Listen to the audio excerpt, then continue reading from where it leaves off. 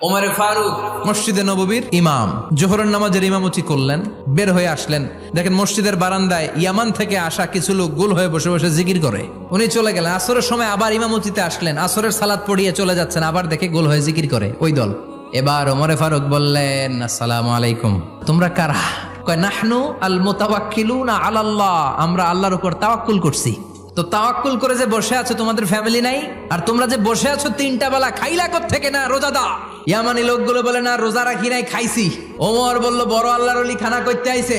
আমাদের জিকির আর বুজুর্গি দেখে আশেপাশের লোকজন খানা দিয়া গেছে। ওমরে ফারুক বলে, তাইলে তো তোমরা মিথ্যাবাদী, তোমরা আল্লাহর উপর তাওয়াক্কুল করনি, তোমরা হচ্ছে একে অপরের উপর নির্ভরশীল। তোমরা জিকির করার তাকায় থাকো, বাটি আসে কোন দিক দিয়া? আল্লাহর উপর তাওয়াক্কুল এটা নয়। এখনই মসজিদ থেকে বের হয়ে যাও।